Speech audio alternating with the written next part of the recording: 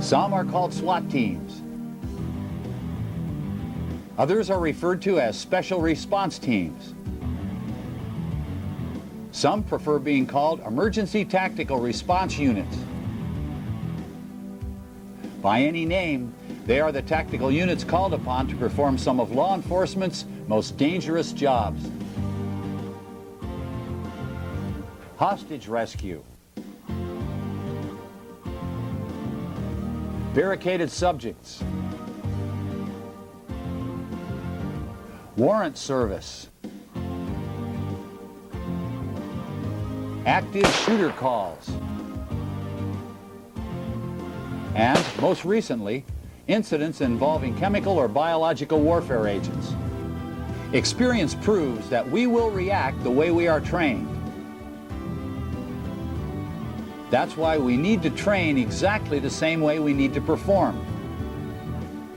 Any unit that has high-risk entry as part of their mission needs to train in a live-fire environment. Teams that do not practice live-fire training disciplines are not being trained for the job they've been asked to do. Live-fire training for entry teams is an important facet of the cutting-edge training CQB Incorporated provides. Chuck Habermill has designed a solid, realistic program called High Risk Entry that combines classroom and live-fire exercises to teach vital entry team tactics. The training course includes team instruction and practice in field-proven tactics, techniques, and theories in high-risk entry situations, including wall flood, penetration flood, leapfrog techniques, hallway clearing, cover drills, check drills, barricade clearing, entries with gas masks, entries with level A suits, two-man entries, four-man entries, live fire room clearing.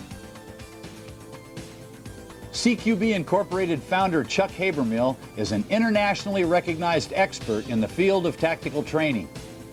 His law enforcement credentials span more than 2 decades. During his career, Habermill has served as a deputy chief of police, firearms instructor, tactical trainer, and commander of a South Florida SWAT team. He uses his expertise and experience to address unique training needs of special operations units worldwide. To date, Habermill has spent nearly 30 years teaching tactical combat courses to police and military personnel. The reason you want to have a high-risk entry program is that in this program specifically, your operators are going to shoot live fire. And that is different than the majority of all the SWAT teams and special response units in the country, law enforcement. We're just not shooting in live firehouses, 360 degree like we can here. This is going to make sure that the discipline of each operator, and knowing what he's supposed to do, how the other guy's going to react in a situation, what his fields of fire are, what his area responsibilities are, how to breach a door, how to work a door correctly, how to compromise hallways, how to move on barricades, unknowns, closets, and other oddities. This is a total package that allows the operator to build self-confidence and increase all of his skills in the most important thing that he does, and that's squeeze the trigger. A wall flood is, to me, the safest technique that's currently in existence anywhere in the world today, and there are several things that make it safe. One, their positioning on the wall makes it so they can't be outflanked. Nobody can get them from the back, and that's an important asset. The command and control in the wall flood is excellent because all four, in this case, if we're talking 4 operators, are all along the wall together. They can see each other out of the peripheral vision and they know when something is gone awry. That's another reason why it's an excellent technique. Shooting the fields of fire. There are areas of responsibility, all clearly defined in the wall flood. So it makes it a great technique. Now, having said that, every technique that has pros also has cons. There are no fail-safe techniques. And unfortunately, some of the cons to the wall flood, it is not as dynamic as some of the other techniques that we use. Also, it's not easy to clear barricades from the wall flood. You have to move forward to compromise a couch or something like that that might be deep in the room. So there again, just like it has some pluses, it has some minuses. Although it's a dynamic entry technique, movement into the room, the energy from that initial movement coming across the threshold has a tendency to dissipate as those operators shift down the wall. And there again, you get a more dynamic technique in some of the other methods, such as the penetration method that we also show in this video. The determination that's made on which technique to use is based on the layout of the structure and what it is you're trying to achieve. An example would be if it's a school, a typical school classroom layout, obviously the wall flood would be a good method of entry because there's nothing along the wall. If, however, it's a residential structure, penetration flooding would probably be a better technique because most of the time you have furniture along the wall. So that's how we decide. The penetration technique is a dynamic entry method.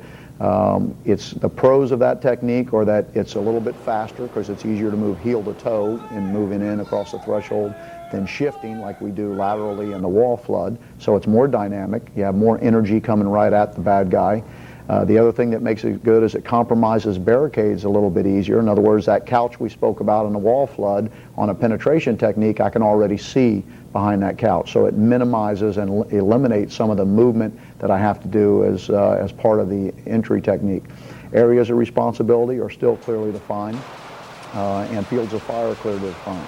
Some of the negatives, you can be outflanked.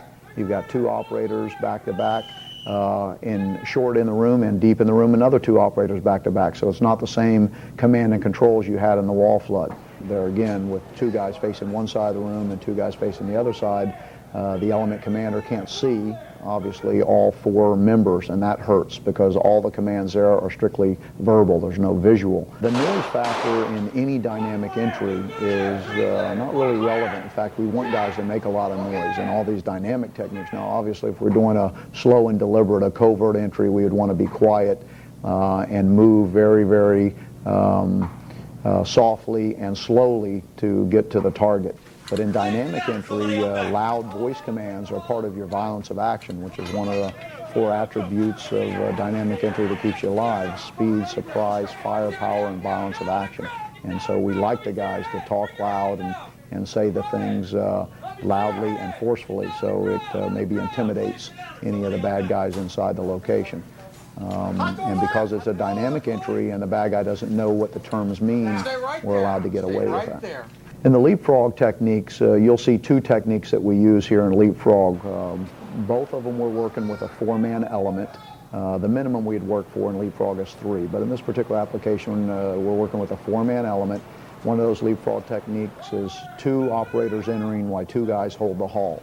That technique we would use when the doors of a location, by the way, leapfrog is good for office complex, hospital, very popular and active shooter response to a school, and that's because it doesn't take a lot of guys to clear a lot of rooms like you would have in one of those structures. We can get a lot of horsepower out of four guys. In fact, the only thing that limits them from clearing multiple rooms is the fatigue factor. But in the two-man entering and the two-man holding the hall, that technique of leapfrog is used when the doors are closed or secured. And that way we'd have to breach those doors before entering. And then once they enter, the idea is when those two guys enter that room, the next two guys move to the next door, with the first guy always holding his muzzle on the threat, which in this case is the next door. The second guy has his muzzle down the hallway, as you see in the video. When the third man comes out of the room, he takes the hallway, allows those two guys to enter that room, and then that third man now moves to the next room, the fourth man exits and moves in behind him. And we just continue that motion all the way down the hall. If two rooms were adjacent one another, we'd do a simultaneous entering. We'd have both of the elements move up and hit both rooms, one on the left, one on the right at the same time. In the three-man leapfrog with a four-man element, what we see happening there is this is a technique we use when the doors are open. Like, let's say, a school that's been evacuated in the middle of the day, possibly all the doors are open. In that particular response, we have three operators entering the room with one guy holding the hallway. That's a safer technique for a couple reasons. One, you have three guys entering the room, and every guy you enter the room is better because you got another gun and, more importantly, another brain. And you only have one guy in the hallway because the hallway is a bullet magnet, not a good place to be. But we can't always use a three-man leapfrog in that format because If the doors are closed and have to be breached, then we're in the two-man enter, two-man hold. We can also incorporate shields into this type of entry method with the three-man into a room, one-man holding. We'd give that shield to the first man entering the room, because statistically he's the one most likely to get shot at, and the fourth man, the guy that's left in the hall, so he has protection.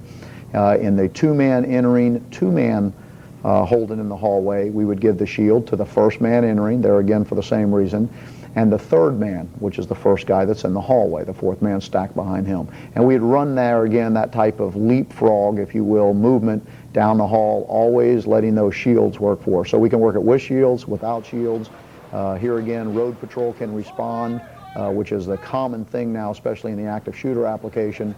And 3 patrolmen get on the scene. If they know this technique, they can do a lot of work, and they can compromise and take over the bad guy and eliminate the perpetrator way before a SWAT team may even get to the station. Unfortunately, hallway clearing is something that's become kind of a specialty that a lot of teams have appeared to neglect. The old-fashioned way to clear a hallway has been to slice the pie or cut the pie. The problem with cutting the pie in this dynamic application is that it's not a dynamic move, number one, and secondly, the bad guy in the hall would see the same thing you see at the same time frame. In other words, there is no advantage there, and as operators, we always want to maintain the advantage. So what we do instead is we look at a high man, low man clearing technique that's done dynamically. First guy and the second guy both come around the corner at the same time, with the first man being low in a kneeling position, second man being in a high position, both coming around the corner simultaneously. That forces any bad guys in the hallway to shoot to either the low man or the high man. They can't get them both at the same time, and that slight hesitation in their thinking process on who they're going to shoot allows us to get the first shots off, and that's why we clear it high man, low man. If I was even by myself, I'm better off to do a dynamic clear around the corner, force the bad guy's hand, because I know I'm better trained and I'm a better shot, and instead of slicing the pie. Cover drills is something that you see in the video. It's a high-speed drill there that where you have one operator simulating he's had a malfunction with his weapon, and the other operator turning and shooting over his head and engaging his threat. There again, another technique that's often overlooked by a lot of entry teams, and we have to have a cover drill in place to respond in real life. If you enter a room and the firefight's on and you go to pull the trigger and you get a click, or you run out of bullets in the middle of a firefight, we know that it's quicker for a trained operator, the key word there is trained, to be able to yell cover, go down to a knee, transition, while the other operator that hears the word cover turns and shoots over his head, engaging his target. The other options would be to reload. It takes a good operator 3 seconds to reload, or to transition from long gun to handgun. It takes a good operator 1.5 seconds to do that. What you have to understand, although 3 seconds doesn't sound like a long time, or 1.5 seconds doesn't sound like a long time, the average bad guy can pull the trigger 4 times a second. So unless you can reload in 25 hundredths of a second, or transition in 25 hundredths of a second, you run a good, strong possibility of this guy being able to engage you before you can get back online. How do we remedy that? We do a cover drill. We know that it takes a second or less for a trained operator to hear the word cover, spin and turn and engage your threat, while at the same time you would be transitioning to your secondary weapon. So we have to have cover drills in place. Okay, a check drill is what we use. It's the term for when check is the term that an operator uses when he wants to check his gun for bullets. For instance, you come into a room, you shoot in the room, but the mission isn't finished in that room, and you're going to continue to go on and clear other rooms within the structure. Check means I want to check my gun and make sure that it's topped off with a fresh mag. Obviously, you'd want to go into every room with a full magazine, because you don't know how many threats might be in there or how many rounds it might take to eliminate a threat. So we're going to top off the gun. Instead of going through a lot of talk of, okay, I want to pull my magazine out and check it and get back online, John, we can just say check. And the response is okay, which means my partner, the other operator, is covering my area of responsibility. I bring my gun back, either change magazines or check that magazine, reinsert it if it's good to go, and I call ready and I'm back online. That term is quicker than to get into a lot of, I want to do this, I want to do that, hey, wait a minute, I got to top it off, and a lot of miscellaneous talking that doesn't need to occur. We can simply say check and achieve the same thing. So check means I want to check my gun for bullets. Because if you don't do a check drill, as you saw in some of the video footage, those guys that failed to do a check drill in the room previously that ran out of bullets in the next room, in real life, they would probably be dead. When we look at the footage and we watch guys move to a closet to compromise what's in a closet, or behind the couch, look behind the couch, which is a classic barricade. A barricade definition is anything you can't see over, under, or around. And classically in a house you would think of a couch as a barricade. A closet, although not technically a barricade, is what we consider an oddity. In other words, it's another thing inside the room that causes the entry team some problems. In other words, it slows them down. They have to clear these particular problems before they can continue into the next room. So when we work barricade clearing or oddity clearing in general, it's important that we move when we can 2 operators on any type of problem area like that. We don't want to move one guy to pull the closet door and clear the closet himself. We want to move 2 operators. One guy can pull the door, the other guy clears it. Same thing with if we're looking behind the couch. 2 operators should move to any of those type of special problems. If we work in 4-man elements, as a minimum, that allows us the utmost of safety, realistic safety, because we can move 2 guys on an oddity as a barricade, and 2 guys can hold the rest of the room, because there's things going on possibly in the rest of the room that have to be taken care of also. We want to make sure that teams can work with their mask on. A lot of teams don't like to wear their chemical mask. It makes them sweat a lot. It's hard to communicate. The mask fogs up. There's a lot of it makes it difficult to shoot, especially a long gun. There's a lot of problems with working with in a chemical agent environment. But if the guys don't get used to the mask in training, then they're going to run into problems on real missions of having difficulty, and these same problems appear when it's for real, and that's not good. So the best way to get comfortable wearing a mask is to wear the mask. And almost all barricaded subject calls that aren't resolved through negotiations usually end up having chemical agents deployed. And if that doesn't solve the problem, the bad guy didn't come out, we've got to go in. So we want to be good at working in that chemical agent environment and be comfortable with the mask on. The familiarity with the piece of equipment is important, and you can see that's not necessarily the case with all the operators that we're working. But the prepare for gas drill is extremely important, and what we recommend there is every other operator puts his mask on, and once he's geared up and ready to go, he lets his fellow operator know, and then all those other guys put their mask on, and that's the quickest way to do it. That allows us to mask up quickly and at the same time have a lot of firepower still available if the bad guy comes out prior to us finishing our masking procedure.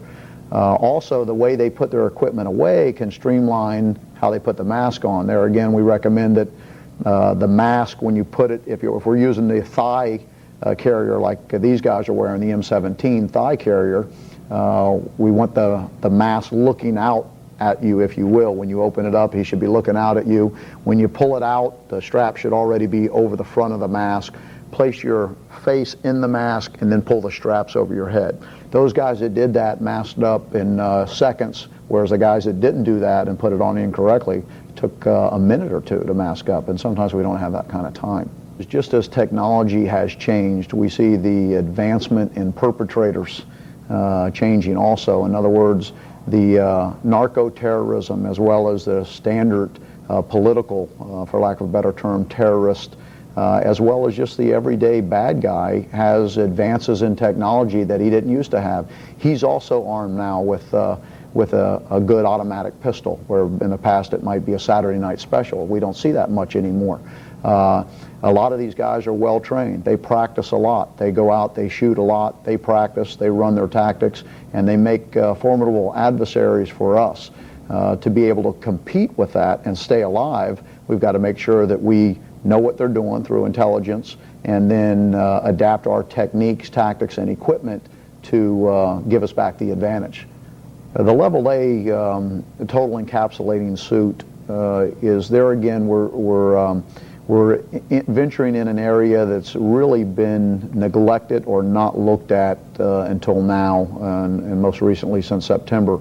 But we have to look at the fact that if you look at the amount of anthrax calls that have increased, the talk of smallpox being another problem here again to the world, possibly in the future, the different hybrid biological viruses that could be released, as well as the hybrid chemical warfare agents. In other words, it may not be the old things we've been prepared for.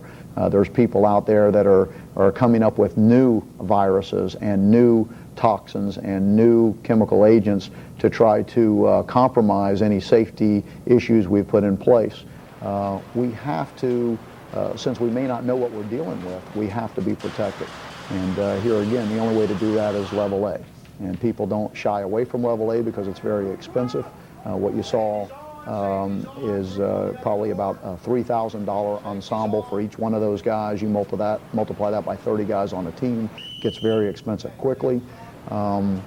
People are neglecting to use it because it is cumbersome, it's noisy, it's hard to shoot, hard to move, but those are the realities of the level A suit, and we need to work within the problems of the suit, as well as hopefully getting the manufacturers to help us out, knowing that we have a new venue, if you will, to use these suits in, and we'll compromise all these problems, and we'll end up solving them like we have in the past, and SWAT will have another specialty that they can respond with. If you notice too, in the level A, the SCBAs we spoke about, these particular carbon tanks are special tanks, a little bit different than what the firefighter would wear.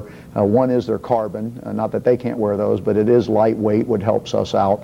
There's no reflective tape or reflective markings on those tanks, where on a firefighter's SCBA you're going to have reflective material so they can be found in a fire and show up better in a smoky environment, so on and so forth. We don't have that because we don't want to be compromised in movement by having some type of reflection on the SCBA unit itself.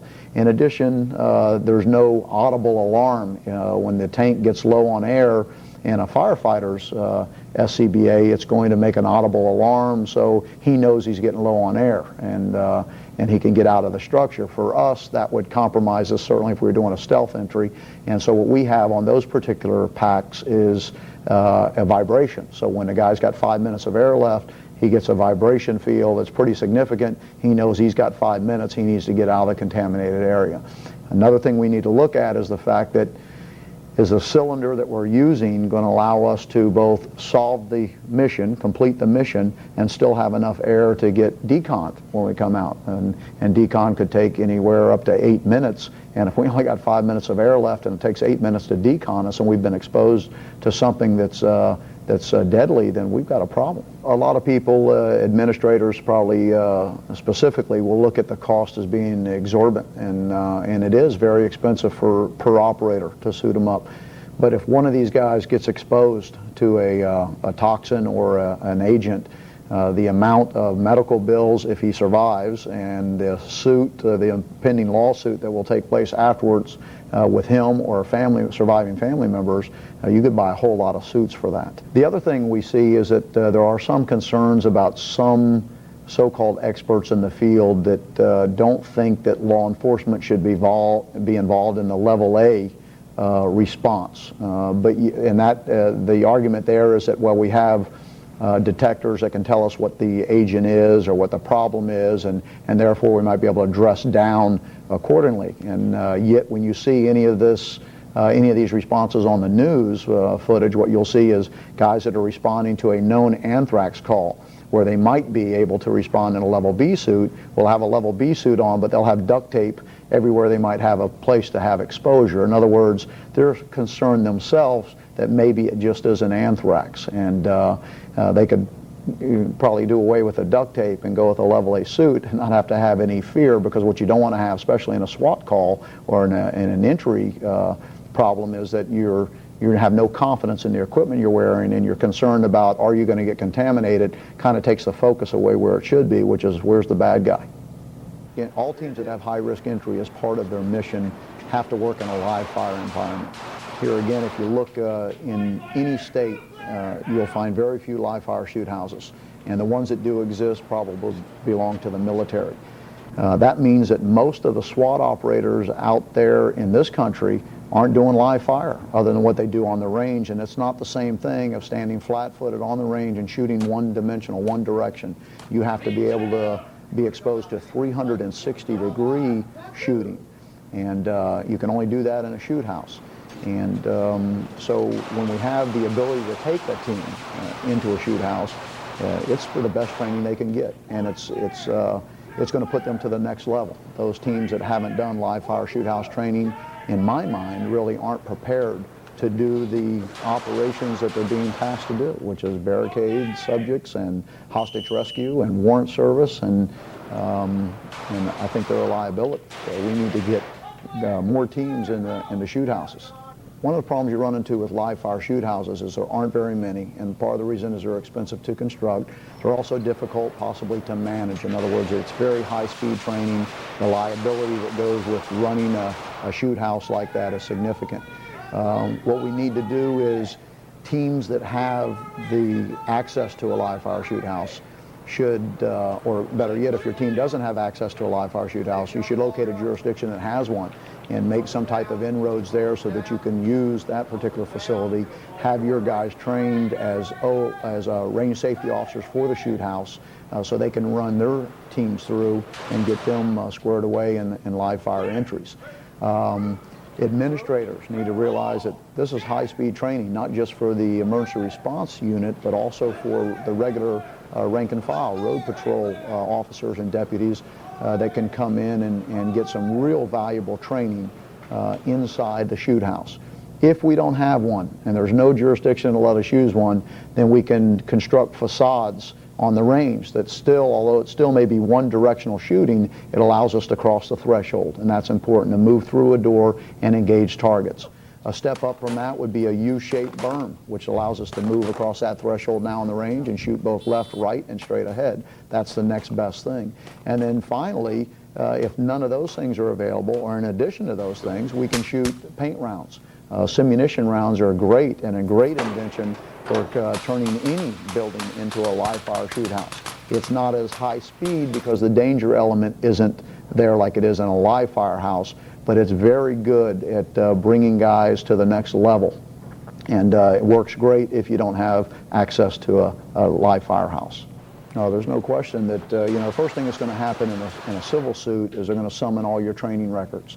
And you go in there with an empty training file, or a training file that's not what it should be. In other words, you're not doing live fire training, you're not doing man-on-man style training or interactive video training or whatever it might be. The liability, as well as the vicarious liability, which is reaching everybody, supervisors, the chief, the sheriff, whoever might be in charge, there's going to be literally price to pay, because these are the advances that now have been around for years, and we need to make sure that we're training in the current methods, and instead of doing a high-speed job with low speed and low budget training. Our stuff's currently being used in Afghanistan. There's an out-of-the-country team that's working over there right now that we've worked with, as well as several of the military teams that are currently there we've worked with in these particular skills. The stuff is all real world. It works. The intensity behind it and the simplicity of it is what makes it very effective. In addition to that, we try not to do too much stroking and too much patting on the back of an operator. Instead, we're looking for zero margin of error. We're making sure this guy is solid when he gets finished. If he's not solid, we call him on it. If he screws up, we tell him he screws up. And you don't get a lot of smiles in class when you ride somebody that way. But the key here is not to be well-liked when you're finished, but it's to make sure the operator now has skills that are going to increase his survivability. And that's what I'm trying to achieve, and that's what we're trying to achieve on this tape. Sometimes you step on people's toes, but I get more business being that way than I lose, and that's because I think most operators realize that you're only trying to make them better. And strive to be perfect, even though we all know we're human, we'll never be perfect. We're always going to try to be perfect. And the way I look at it is if we're all above average, and we look for above average operators, we never settle for mediocrity, then on his worst day, the operator's still better than the bad guy. But if we accept mediocrity into this type of environment, on a bad day, he may be more dangerous than the bad guy. I want a guy that finishes this program to know that First off, to understand the skills of what we've done, to know that in training, when they made a mistake and I made them do the technique over again, that same mistake in real life might have cost them their life. And I want them to look at the severity of those mistakes and realize that there is no such thing in this business as a small mistake. They all have a tendency to snowball. You make a mistake, a small mistake here, a small mistake there, you may not recover from it. And there are no such things in shoot house work or in live fire, high risk entry, or real world missions as small mistakes. Everything's a big deal. Being wall flood, the rules change a little bit now on two-man entry. On four-man, the first guy's got hard corner, second guy hard corner, third guy center, fourth guy center. In two-man, we change the rules. First guy coming in has middle of the room and then hard corner. Number two guy coming in has middle of the room and then his hard corner back to the right. And the reason we do that is because most people will live in the middle of the room. You're not in the corners. Think about it. When's the last time you were in the corner of a room in your house? You don't go there to stand, to sit, or anything. So we're going to play and bank off that natural placement of people in the room and come in, go middle. Nobody's in the middle. Where could they be? Hard corner. So it's just the opposite. Now you got to be heads up because we'll go two-man, two-man, two-man, and then we're going to hit that last room, which the last room means I bring the whole element up. In this case, four guys. Now I'm back to one-man hard corner, two-man hard corner. If I'm still running two-man entry in my brain, I come in, go middle of the room instead of hard corner. Somebody could get hurt that way. So you got to be heads up. You're doing two-man. The rules of engagement would be middle of the room, then hard corner. If you're running four-man, it would be hard corner, middle of the room for the first two guys. Remember on two-man entry, we're going how far down the wall? Halfway. Halfway, 50% down the wall. You've been running 2/3 down as the one-man or the two-man. Now you're running 50% down the wall. On the short wall, we're still running short on the short wall, which is less than halfway. That'll never change. That keeps you out of a crossfire. Any questions about what we're going to do? We'll start it here now. We're still on our same teams, 1 through 3. All right, let's go to work. The next door, you move. You got the hall. Guys, when you're moving down a narrow space, like you see this is right here, you've got to get over, or else your guy's not going to be able to do what? Cover the hole. You'll be the guy that gets shot because you're the first man. So maximize your space. Squeeze up, he moves, you move. Last room! Maximize your space, move up there to the jam. Last room. Last room means we're all going. Pay attention to what the command is. Hard corner, middle. One clear! Two clear! Clear! One clear! Okay, all right, listen up. Last room means last room. Last room means last room. Maximize your space right here where it gets real tight with that door. You've got to be able to get 3 shooters up there. Hang on a second. Yeah, let's check them out here. Okay, guys, another thing. Come here, Ranger. When I'm up here, he's covered down that way. Get your pea shooter out. I don't know about you, but I want the guy covering the hall like that. If you have to shoot, this guy's not going to be able to see or hear. He's going to beat your butt when he gets out of the hospital. Right? Extend your arm past here. Now I got it. Give the squeeze up. I'm good to go. All right? Think about where your muzzle is. Don't have your muzzle right by the guy's face. All right? We always call it when we see it. So when I see it, I call it. Last room! I know those guys are in that room and they're talking, right? Clear left, clear right, not clear, barricade, moving. That's realistic what would be going on inside that room. So they may not have heard last room. Then when you hear 1 clear, 2 clear, what would you say again? Last room. Now they know. That way you're going to have both guys come out instead of one guy hold. He may not know that's the last room. That could be all hallway with no rooms off either side, 30 feet down before that door's there. Then he would not know as easy as it is right here. So don't get confused by this setup because they're not always going to be like this. Okay, so call it when you see it, call it again when they're clear. Here we go. Gun up, 3 man. Guys, you'll be on the hole. Squeeze up when you're ready.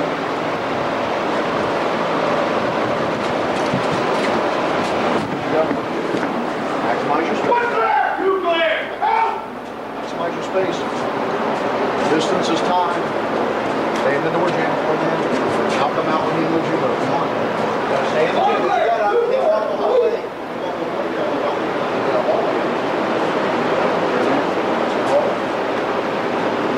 already squeezed you once. Guys, you'll only get one squeeze.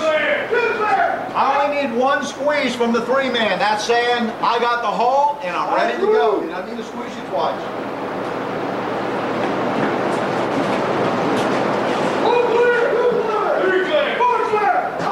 Good, good. All right. Continue to sit down the wall in that room. Don't run, 1 man. Don't run.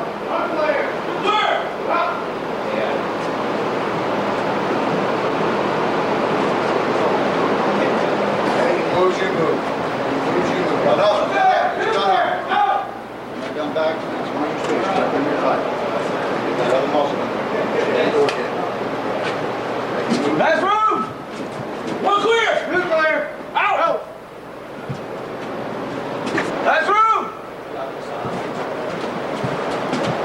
One clear! Two clear! Three clear! One clear! Out! Okay. All right. One clear! Ten clear! Out! One clear! Two clear!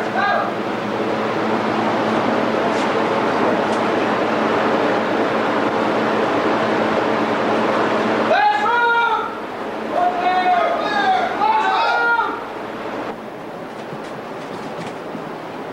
One clear! Two clear! Three clear! Four clear! Clear 1! Clear 2! Out! Take your number, folks.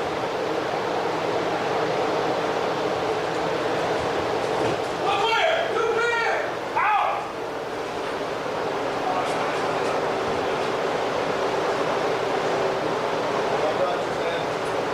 One clear! Ten clear! Last room! One hole! Last room! Out of the way. Give me 2! Get your gun out. Got 1! Give me 2! Got 1! Good job, 1 man. One clear! Two clear! Three clear! Four clear! Last room!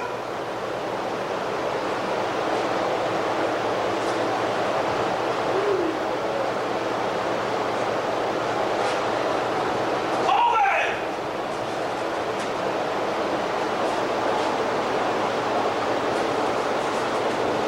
One clear! Two clear! Out!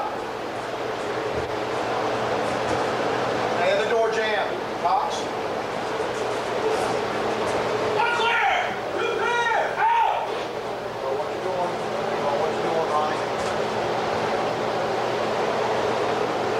Hold that gun. Hold it! One clear! Two clear! Out! All right, gather up. Silent dynamic. What we're doing here is we're moving into a large structure, clearing in a leapfrog method.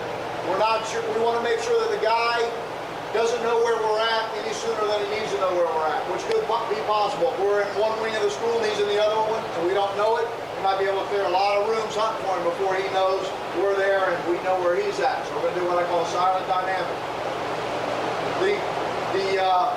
When you go in the room, we're not making any verbal commands. There's no 1 clear, 2 clear, no left clear, right clear, no out, nothing. It's all happening. You come in, there's nothing in your primary, secondary overlap suite. You get out of the room. The squeeze up, as always, lets the guy know, the number 2 man know that you're ready and that you have the haul. The way we're going to deal with last room, and you need to, is this. I'm the number 1 man. I'm going to do this. What's going to signify our pull and hold? Moving out of the way. I move out of the way. Next man knows he's got it because that's our rule. If your guy's not in front of me, I'm up ready to shoot center mass. When he moves out of the way, that shows you your pull and hold. Those guys that are in that room are looking. They see this. They know that you need how many? 2. You're going to come up in the stack. If I'm the first guy coming up in the stack, I'll go like that. I'll let that guy know that's hanging in the doorway. We still need you. He's going to come. We squeeze up. We hit. Same thing when we come back out. We're grouping on that door to exit. When I get stacked on the door, let them know. The whole element's starting. That's how we're coming back. We get to this hallway right here, L-shaped hallway going to the right. That's exactly what we have. I'm letting everybody know we got L-shaped hallway going to the right. Everybody good? No noise, no commands. None at all. 0. Here we go. First team's up.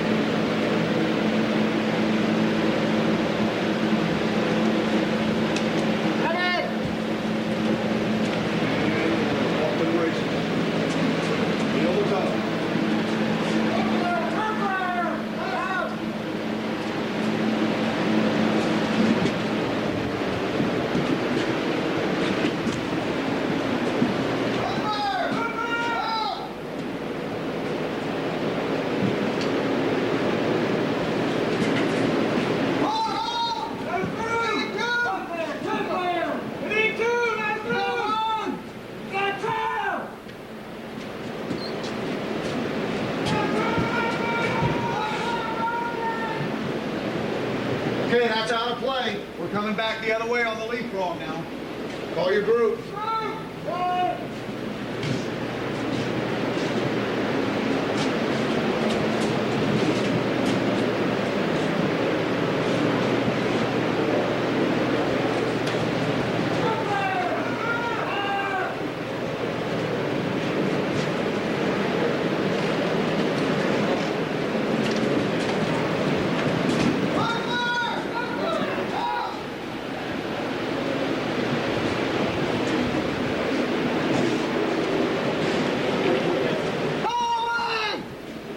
Good job. There again, consistently at first team, you're doing a pretty good job there. I don't know how when you got tracked. Okay, next team 2 is on deck. Good job, guys. We're going to go into that last room, which is still the last room. All the barricades and closets are in play, as are the other 2 rooms. Clear that stuff in there, and then come back out and start your leapfrog back. Okay, so we're just adding those back 2 rooms and the barricades in those back rooms.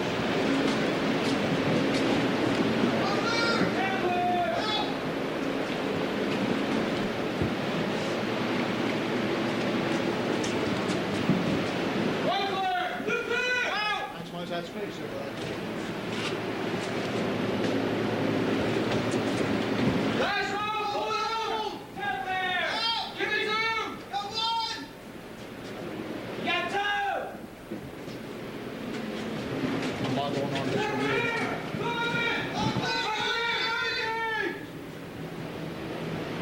I can see the chairs! Clear! Can you see the couch? I got you behind the couch! Get up and check that one. Use your other hand to point with that. What you got left side? You got a hallway and closet. All right, 3 and 4 man, move up and clear the couch on this side. Moving! Move!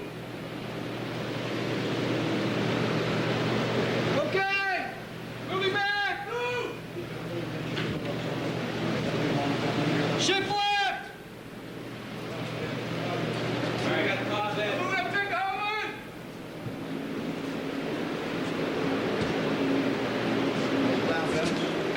Okay! Move, group! Hold the right side! What's here? What clear guard me? You see behind the dresser? I can see it! Okay! Out! One clear! One clear! Two clear! Right clear! Out!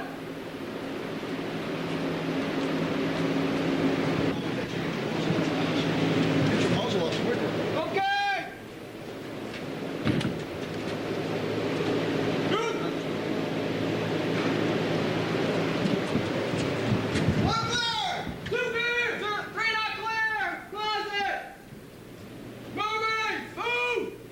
Shifting left! Unknowns are out of play. Okay! Sound off! Sound off! One clear! 2 clear! 3 clear! 4 clear! Out! Out! Out. Leapfrog going back now. Let's go!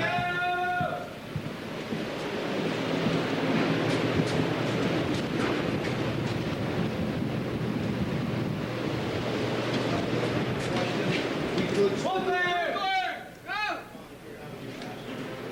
Yeah, that guy's already there.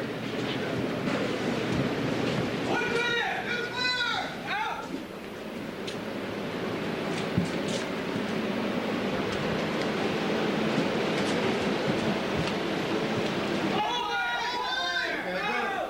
Good job by that team. Good job. Good job. Hey, when the guy moves, like Matt, we both move, Vince, you guys both move in front of the closet, right? Both guns are down, right? Then finally, you realize it, your gun comes up, then when you move down to pull the closet door, your gun comes up in slow motion. Right, get your gun up, when the guy, you gotta move your gun up, when the guy moves out of the way, and I'm here, I'm right to here. I don't have time to bring it up in slow motion.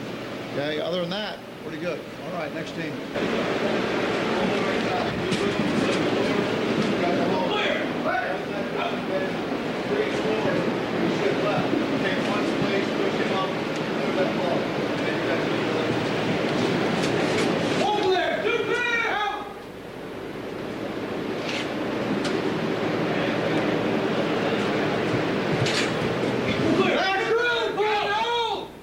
Give me 2, last room! Got 1!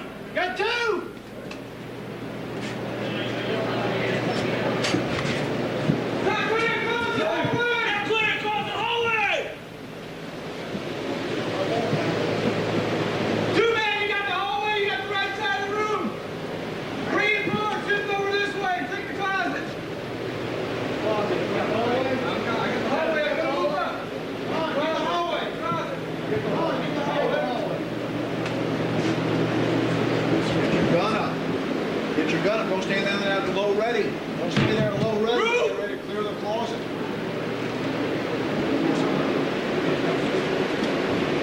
Gotta clear the corner, one man. Clear your corner. Ronnie, you gotta clear the corner when you go in. Just clear the corner.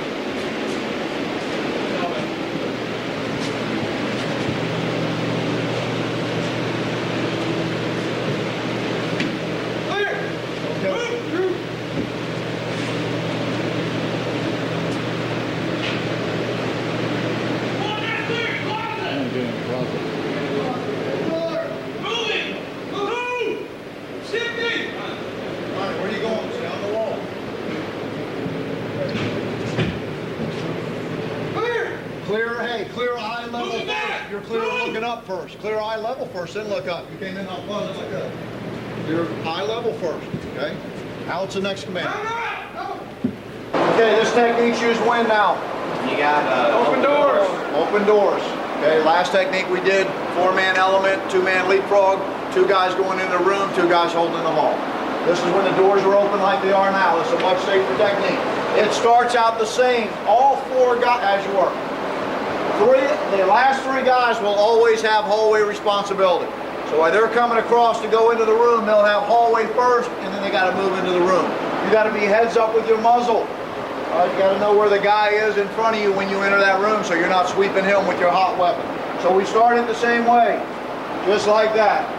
When they go in, here's how. Hold for a second. Here's how we do a 3-man entry on a wall flood. First guy goes left. Second guy goes right. Where's the third guy go? Okay, he can go left, which is a natural flow, left, right, left. He could go in the center, left, right, in the middle, and he could also go wherever the most oddities are. Left, right, there's 2 closets on the left, left. Okay, he'll go where the most problems are. Left, right, there's a bunch of people on the right, right. So that's what dictates where he goes. For sake of us, with sterile rooms, make it left, right, in the middle. Okay, he's in the middle on the wall. Okay, here we go. Got the hall in the end, right here. 1 clear! 2 clear! 3 clear! Out! Okay, 3 clear. Going straight across to the next room. This is a dangerous one now because it's zigzag this way. Got to take the hall in the room. Hall in the room. Come out. Hold right here. Clear! Out! All 3 clear. Get right here. We'll call what now? Last room. That means all 4 of them will go into this next room. 4-man wall plug. Hard corner. Middle of the room. Middle of the room. What clear? 2 clear! 3 clear! 4 clear! All right, good. Good. All right.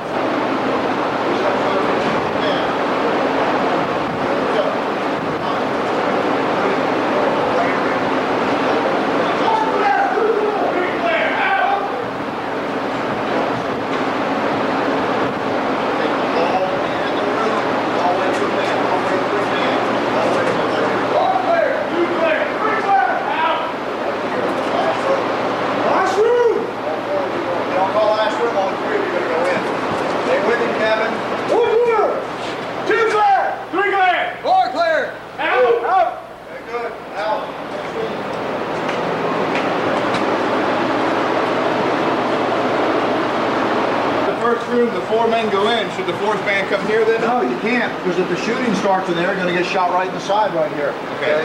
That's why we don't go until it's clear, then we move up into the jam. Take the hall. Take the hall. Take the hall. Now hold. Now you're shot in the doorway. Right?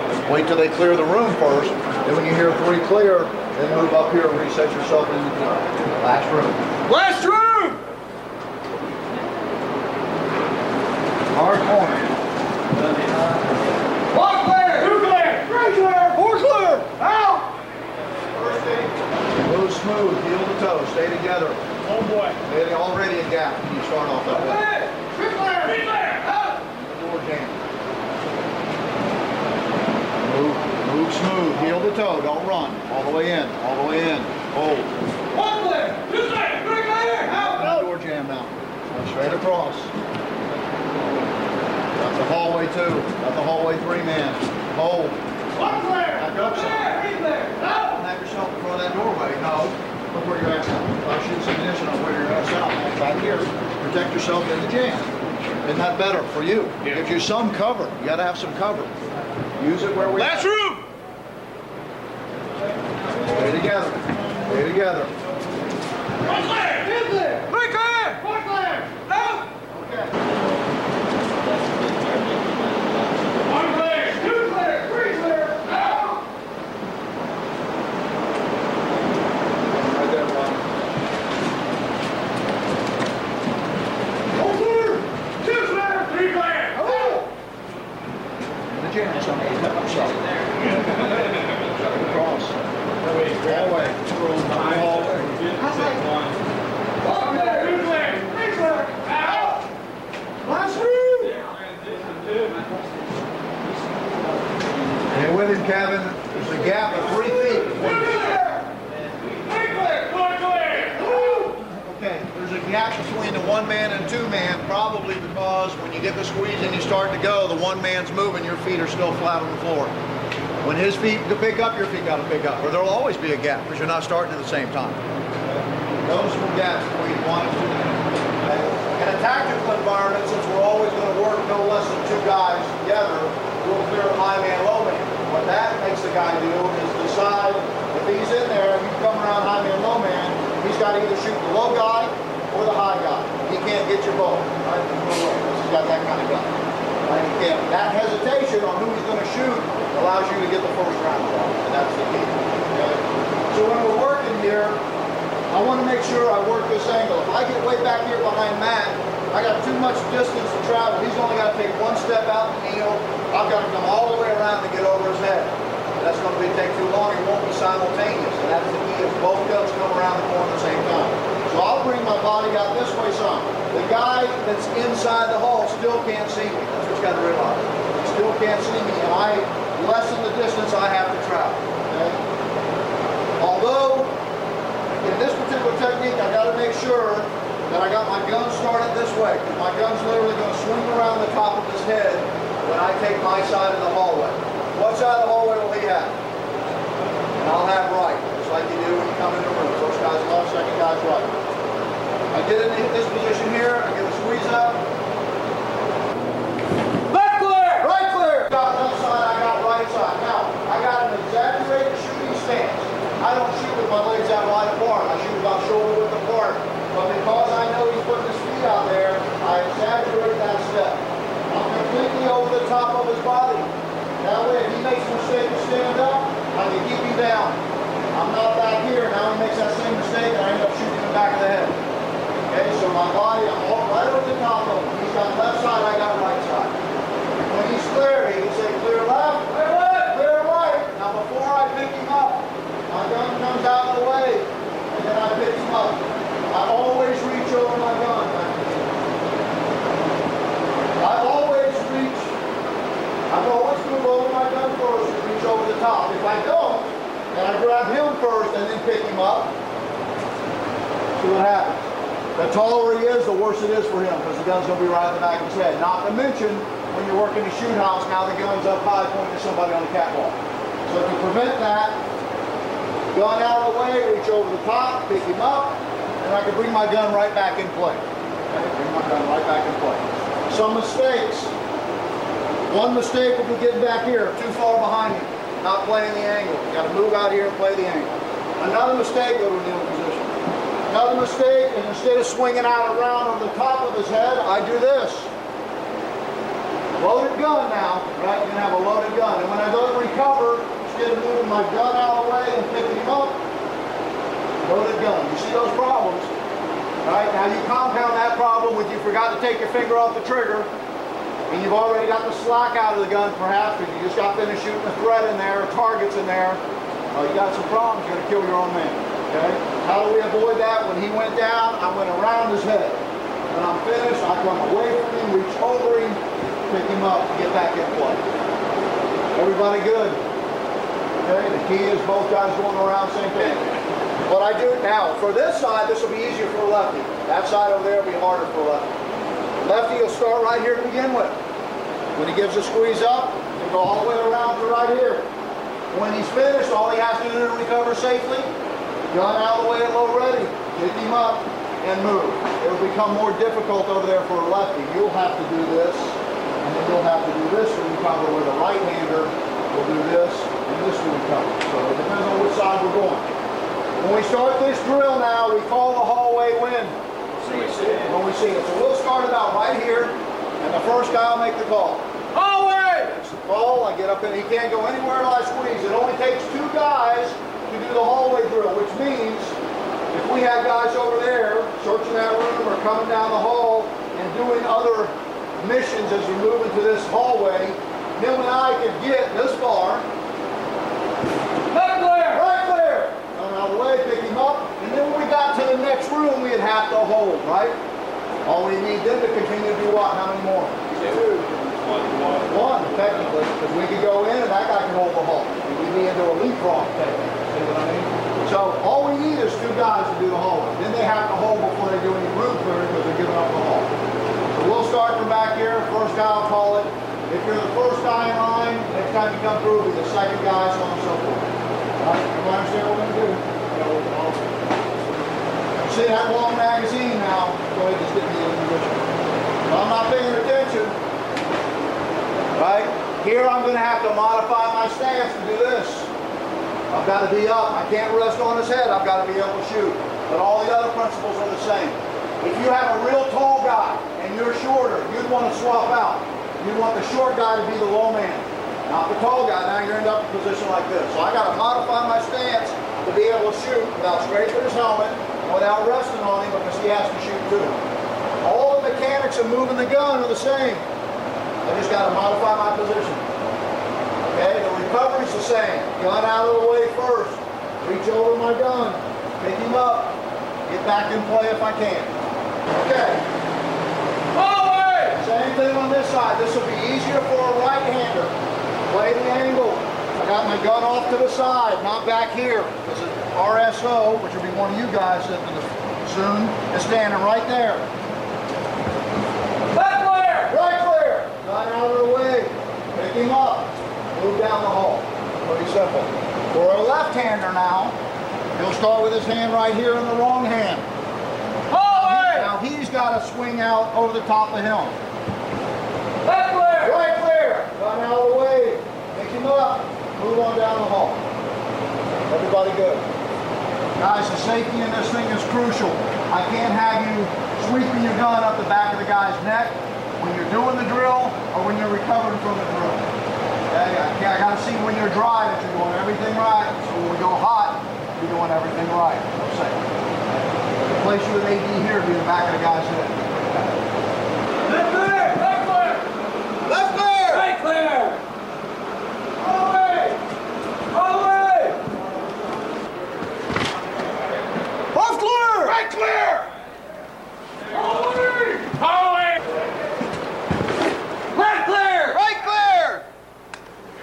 On the side. Hallway! Left clear! Right clear! Left clear! Right clear!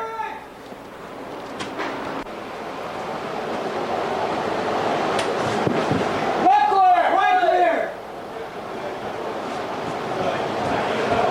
This is a high-stress environment. Live fire is always dangerous.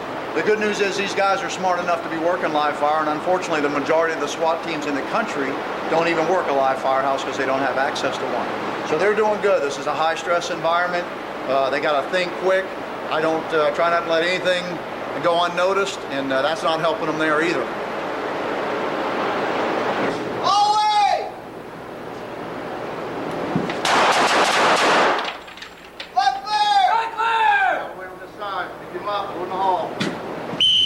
Holster. Finger out and holster. And come on out and get back in the line. Good job. Left clear! Right clear!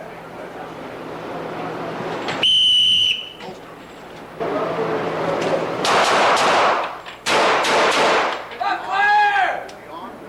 Run out of the way. Pick him up. Very tactical. Holster. Safety on the long gun. Sling it low.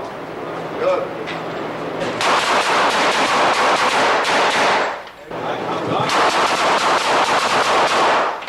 Left clear! Right clear! Make it safe.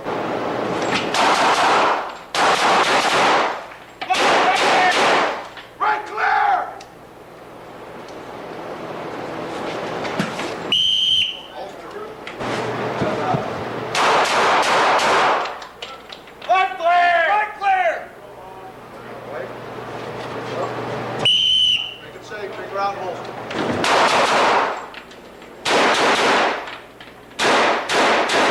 I'm ever in doubt about the safety issue of it in training, my muzzle's going to be where? Down. Down. Okay? So you answer your own question.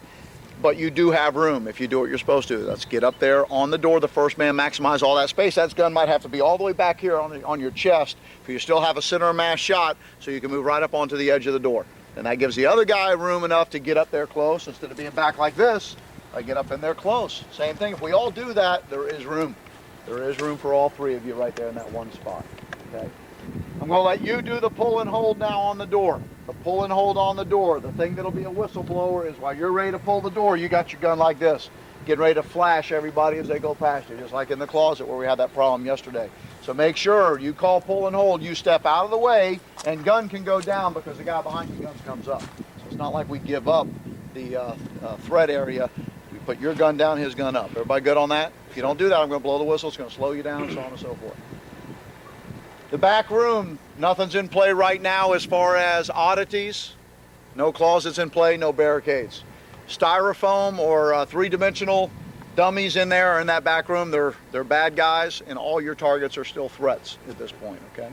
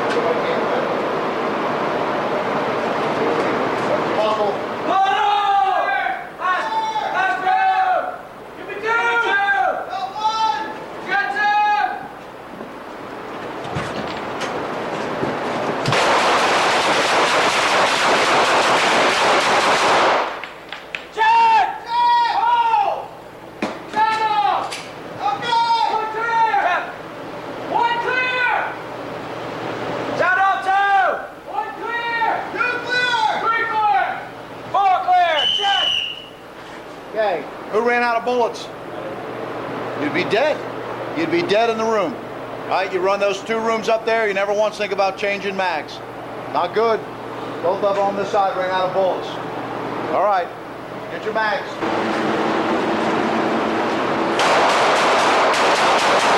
One clear! Two clear! Out! Safety, come here. Come here, Ryan. Oh, that's all right. Come here. I got him. Come here, Ryan. Come in here. Okay, go with me. Okay, come on over here. Do your deal.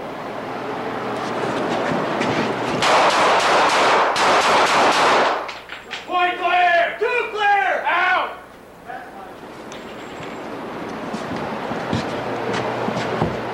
You move, you move. Watch your muzzle. Already move. Two clear! Out! Forward goal! Get out of the way. Gun up. Last one. Need two! You would have come out anyway, right? You would have come Got out. one! Got two!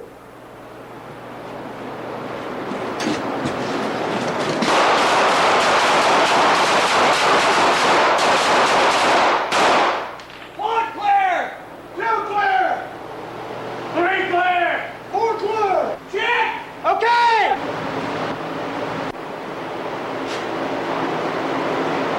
Ready! Check! Okay! Check! Okay!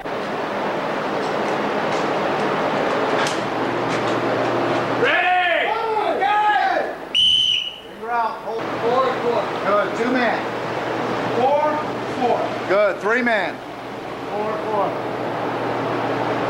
Probably gonna take him too. Four man. That'd be overlap this way. Four. Okay, good. All right. Not bad. Okay, here we go. Get your guns up. Start to squeeze.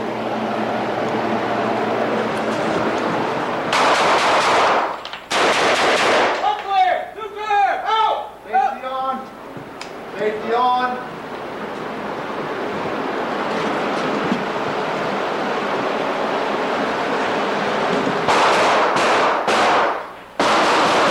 One clear! Two clear! Out!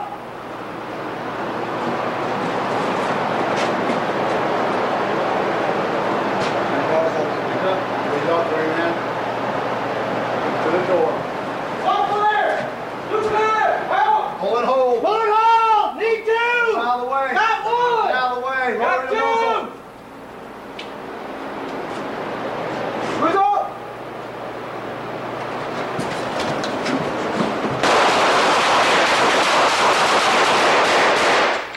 One clear! Two clear! Three clear! Four clear! Check! Okay!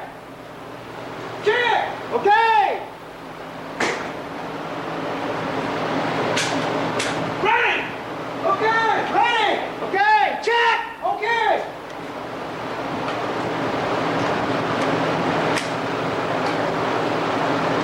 Ready! Okay! If the guy that you shot took more than 4 bullets to get down, you'd have been in trouble. Or if one of those guys that went down got back up, or if one of those rooms was in play and somebody came out, you're in trouble. You're in trouble. The rule of thumb on a pistol, okay, that's what pistols are not good for a primary entry weapon, because the rule of thumb is every room I shoot with a pistol, I should have to do a check drill. See how time consuming that would be? But that's the rule. If I'm going to shoot in a room, I should check the pistol because it runs out of bullets too soon. And those long guns will run out of bullets too. Don't play the gamble. If you know you got to check, you should check. All I'd have to do to get you is say, okay, let's do one more room. And you'd have problems. Don't forget, don't do a check drill till you clear the room. Doesn't make any sense to pull the mag out of your gun before you clear the room. No. Not whatsoever. Make sure the room's clear and then call check. All the way down to 2 man. Clear in the big room with 4 men, your last room, then all 4 guys room on the left, all 4 guys room on the right. When you call your out down there, I'm gonna hide behind that wall there, so don't muzzle flash me when you're coming out. Muzzle flash me there. Come out the last room on the left.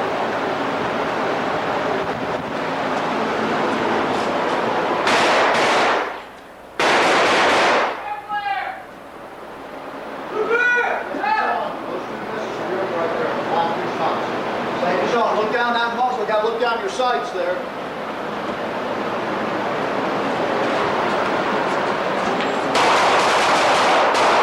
One clear! Two clear! Check! Okay! Okay! Ready? Ready! Okay, check! Okay!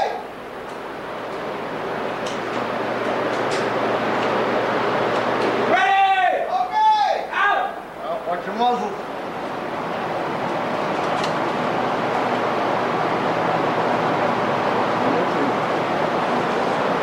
One clear! Two clear! Out!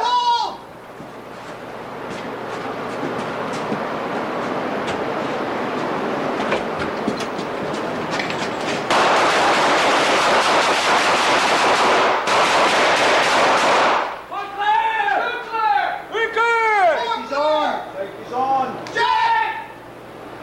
Check! Okay! Okay!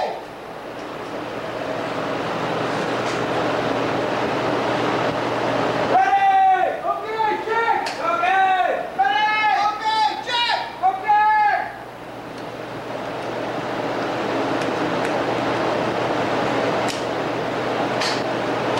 Ready! Ready! Okay! Go! Group, watch your muzzles.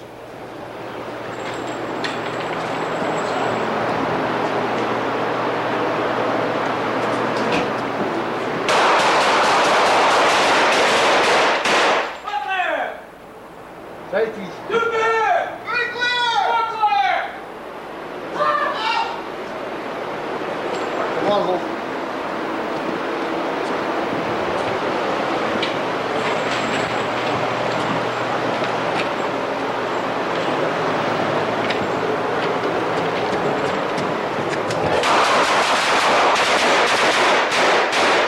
One clear! Two clear! Three clear! Four clear!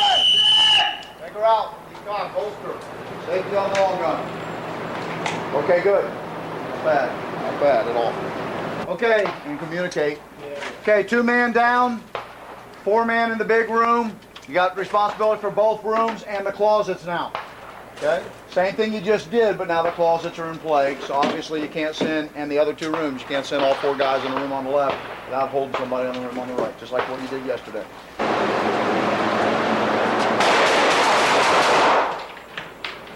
One clear! Two clear! Safety on.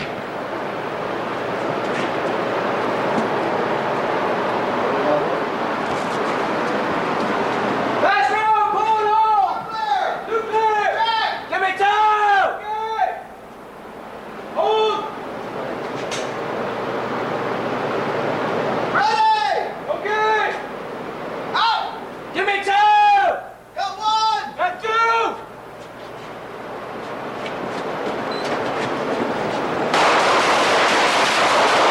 Come on, not clear! Close it! Go away! Holy closet! Safety's on the long gun. Moving! Safety, man. Move! Shift to left! Shift left! Back!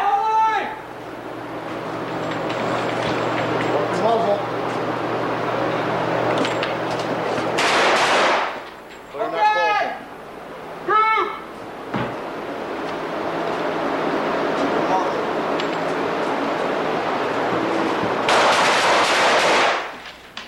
One clear! Two clear! Three clear! Check! Okay! Safety's on the long gun.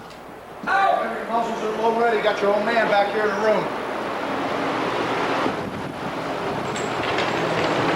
Hey, I got the whole way! What are we doing? Closet, turn the closet! Okay, safety's Up on. clear! Safety's on. Group! All right, Brian. Oh.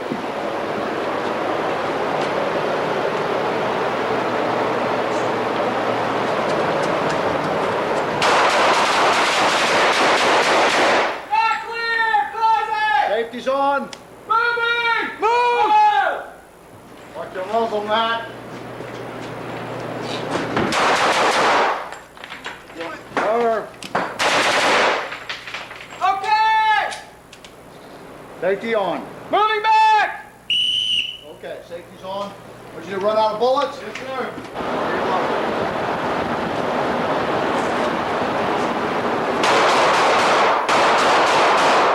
One clear! Two clear! Check!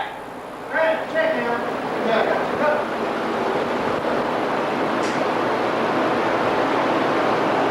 Ready! Okay, out! Yeah, Brian.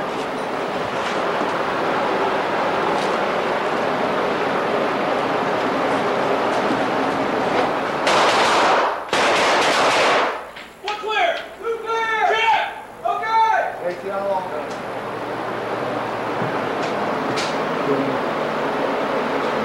Ready! Okay, out!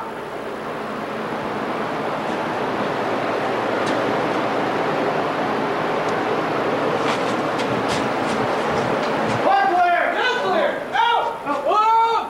Last room! Give me two! Got one! Got two!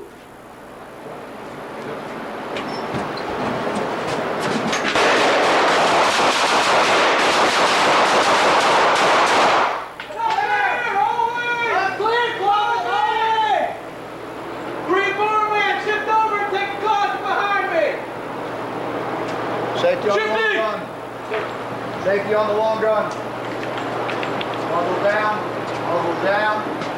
Muzzle down. You don't blow the door, right? Two man, you got the right side?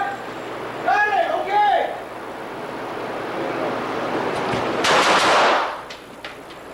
Clear. Group. Group. Clear. All. Check. Okay.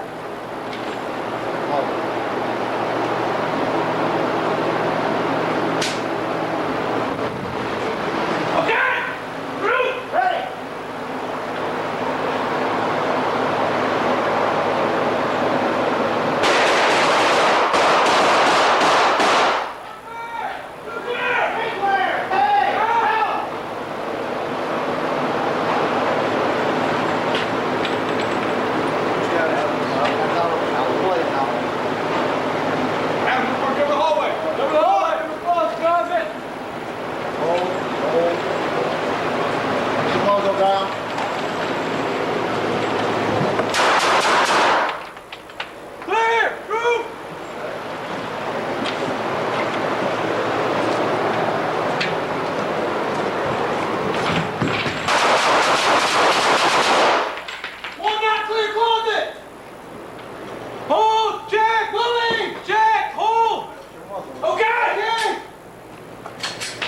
muzzle. Ready? Moving on the closet. Hold. Check. Okay.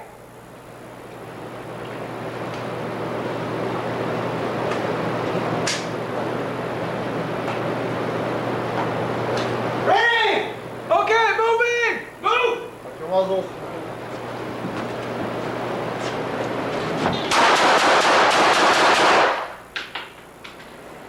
Moving back. Move. Finger out. Holster.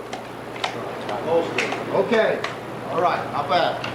Not bad. You have time to check. Once again, that's why we want long guns, Captain, instead of pistols. A pistol is not a primary entry weapon. You can see. Can you imagine what a pain?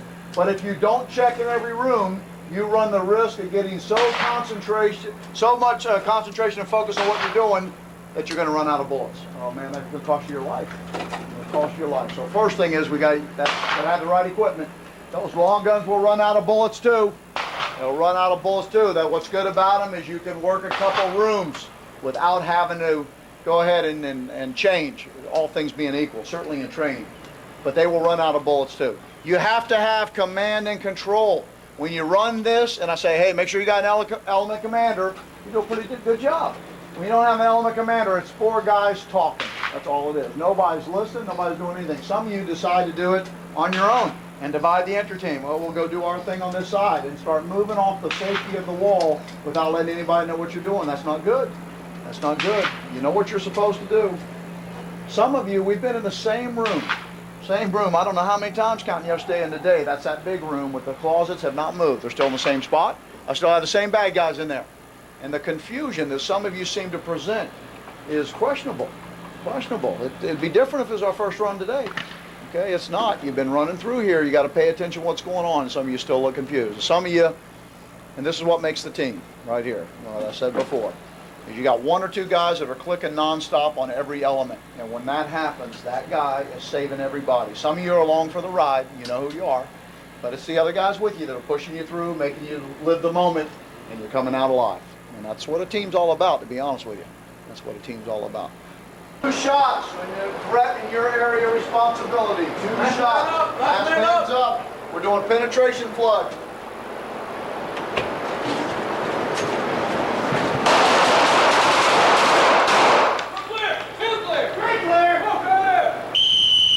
Finger out and holster. Out.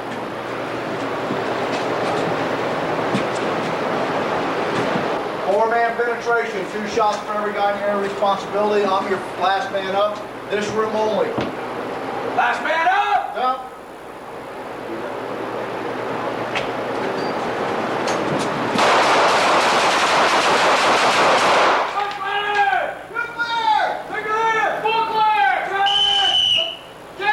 Go ahead, go do your check drill. Okay.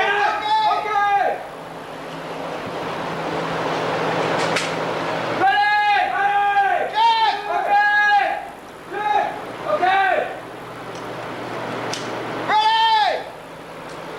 Out. Hold. That should have been a hold on you, Vince, right? You're yelling, he's yelling out. And you got a guy still checking. You got to give a hold. Make him safe, finger out and holster. Okay, good. That's what, you know what I'm saying? You just got to, you're listening to him, you got to listen over here too. Okay, out.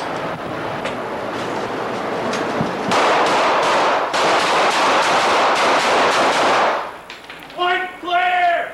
2 clear. 3 clear. 4 clear. Check.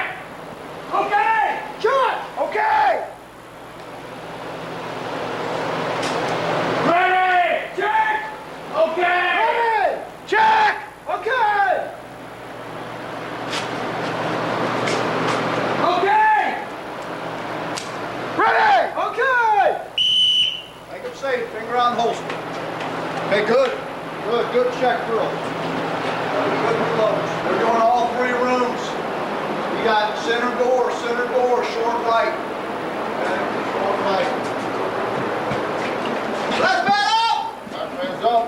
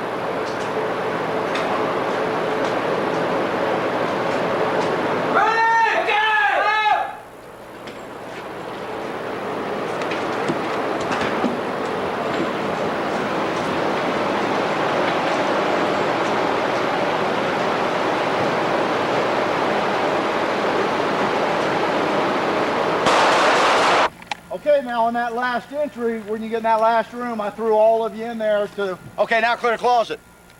And most of you shut down, right? Then you came back online, but you shut down. How many times have you cleared the closet, right? Remember, I even told you on the penetration flood, we're separated like that. How many guys do you want to move on an oddity? Two. If we can move 2, let's move 2. In that case, we can. Bring up 1 from the other side like you did. The guy you bring up, let him pick up the slack stuff. You shot a guy and the guy's laying down, bring him over to put a point on that guy, muzzle on that guy, and then use the 2 guys that have been working together on that side to move up and in this case do the closet or do the barricade or deal with the unknown that refused to comply with verbal commands or whatever it is.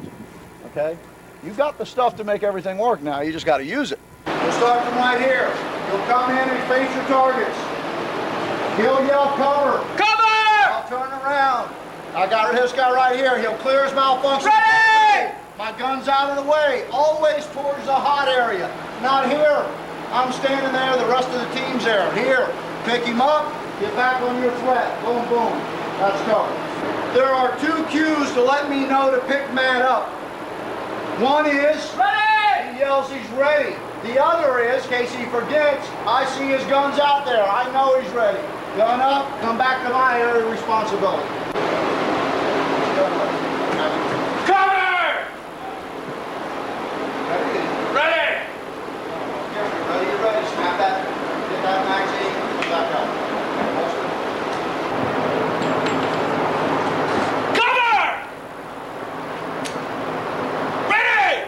Oh, then I'm way over the top. Hold your arm. Now to the top. Now back to the target. And make it safe. Holster.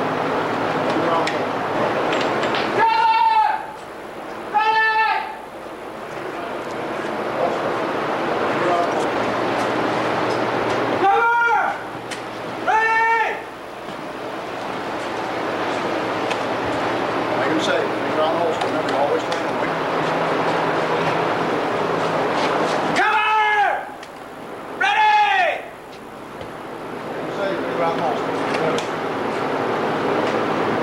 One man has the malfunction.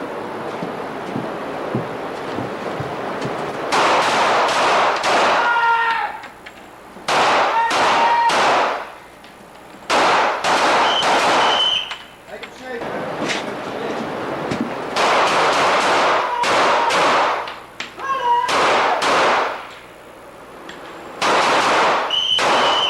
You're on holster.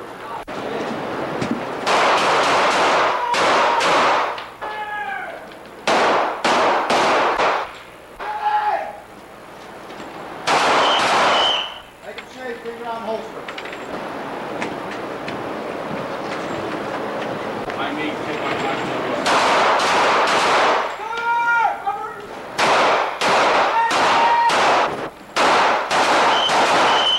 Make him safe. Figure out holster.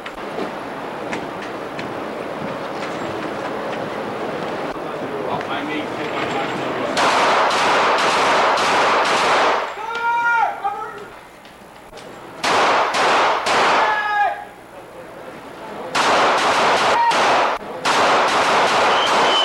Make him safe. Figure out holster.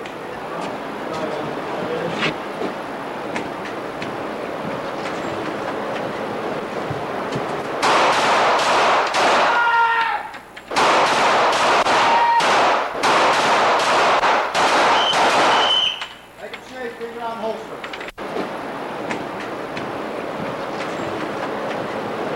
Okay, what we're getting ready to do is run some entry techniques using level A suits, which are hazardous material suit, total encapsulating, which means that the operator on the inside has to have a self-contained breathing apparatus because it's completely sealed on the outside. And we're working these techniques to be able to respond to any entries where there might be a chemical or biological problem that we need to resolve.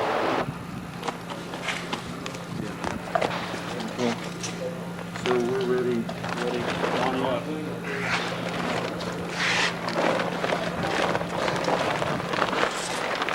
Pull this guy up.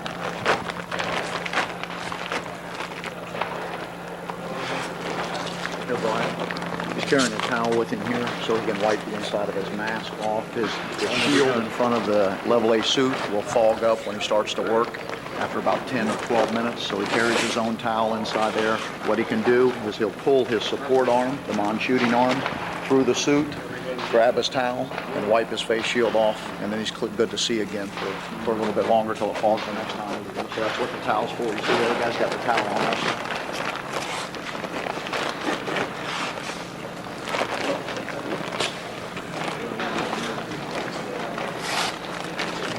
The fire departments, what they are starting to do, they're also concerned now, realizing that their typical hazmat spill that they respond to may not be a typical hazmat spill. It could be a terrorist incident, and they're not armed, so they're also reaching out for police departments to respond with them. And if we're going to go into the hot zone, we have to be protected in the hot zone. This is a visibility. He loses a lot of peripheral vision here. We're working on looking at some suits that DuPont makes that start with the open the clear shield back here, which means you'll have better visibility. So we're looking at some suits that are a little bit more state-of-the-art that are out right now. They give him more peripheral vision that he loses with this gear on. These are training suits. They're real suits, $450. They're kept in a seal-tight bag. They won't be utilized, and unfortunately, unless a real thing happens. These are training suits. They're a lot less expensive for to work in. You can see some of the problems we have is zippers tearing, other things where I don't think some of the manufacturers are ready for the type of stress that SWAT team members are going to put on these suits, and which is significant. And therefore, we're going to have to contact the manufacturers to reinforce zippers, make sure the Velcro's a little thicker and so it's stronger, and then we won't have these same type of problems where the guy's going to be compromised, or the suit's going to be compromised because the suit's not tough enough to deal with the toughness of the entries.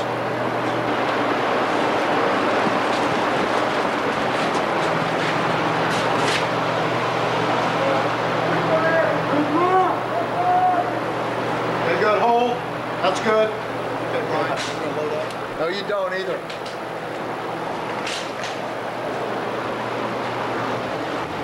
Careful, Brian. Engage your target. Let's say 4 shots, semi-auto per threat. 4 shots, semi-auto per threat. If I blow the whistle, don't do anything. Okay, that's a safety. Blow the whistle, you quit. Okay, here we go.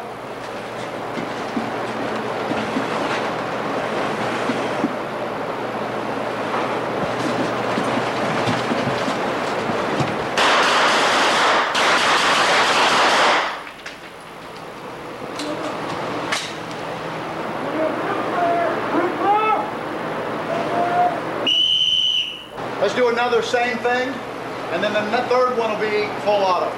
Okay, but control first.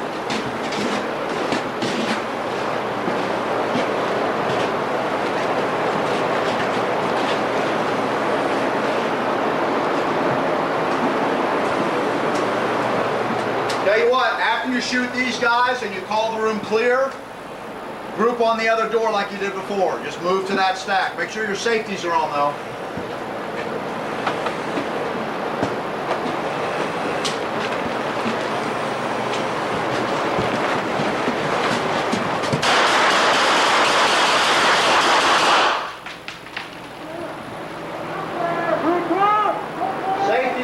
Safety's on, group on the other door.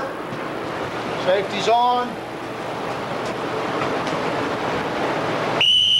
Okay, safety's on, we're ready. Okay, all right. Let's do control burst, auto. Full auto control burst. Full auto control burst. Where? 3-round burst.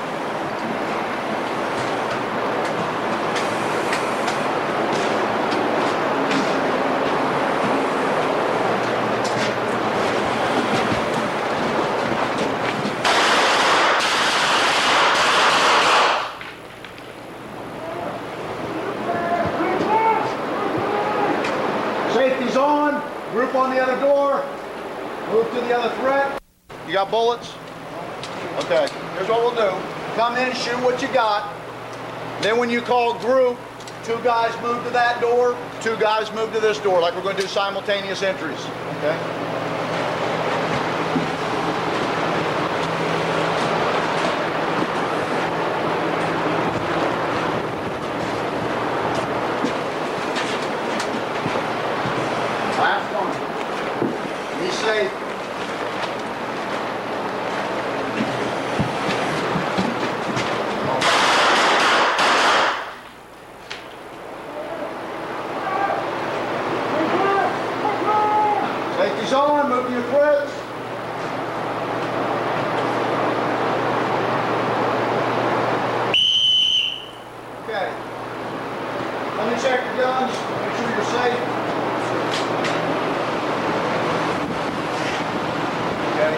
looks like what might we have to be concerned about in the future. You know, guys don't want to address it because it's very expensive, and they don't want to me, they're still living inside the box. And we got to think outside the box, and whether like it or not, this is probably the next SWAT evolution right here.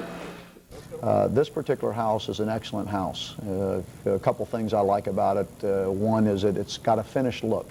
And what's good about that, and what I mean is it looks like a house. It looks like a regular, real live-in structure, not a typical tire house, even though it is constructed of tires. And that's good because it adds realism to the training. It also has a catwalk. A lot of the houses I've worked in don't have catwalks, and that's a disadvantage because not only can we not RSO from up above, which is important, but other team members can't climb up and watch the team from high up, which is important to be able to do that. You can see a lot of things when you're up there.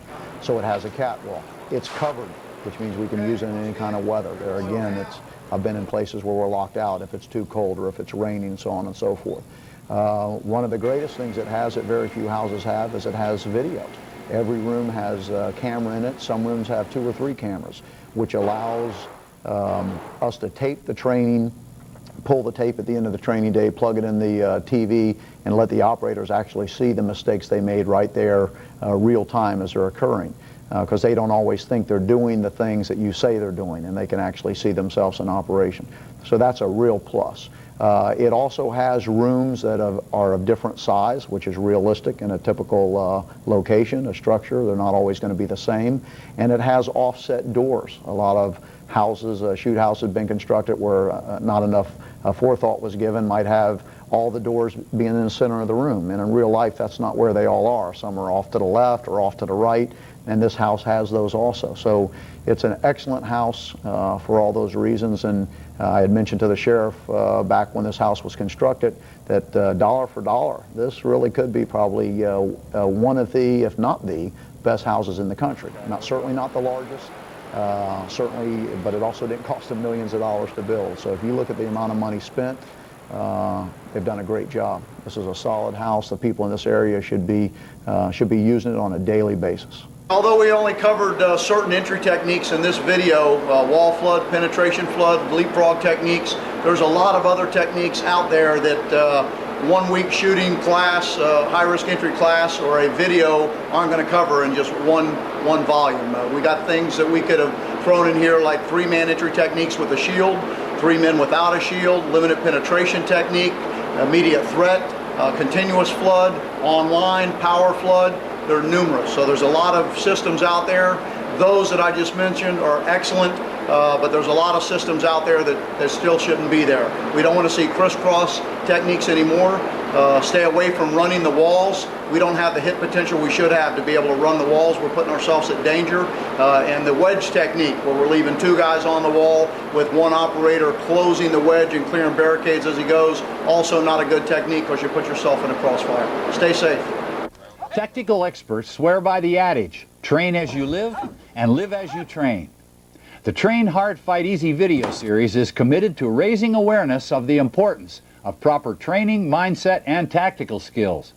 By targeting hot topics ranging from hostage rescue to close quarter combat to sniper training, the Train Hard, Fight Easy video series will keep you fired up and looking forward to the next high-impact video. Train hard, fight easy. There is no acceptable alternative. Unload, make them safe. Mags out, mags away. Slide to the rear. Visually inspect the chamber and the magazine well. Sure both are empty, and I'll do the same. You'll holster an empty weapon. Holster. Holster. Holster. Holster. Holster. Holster.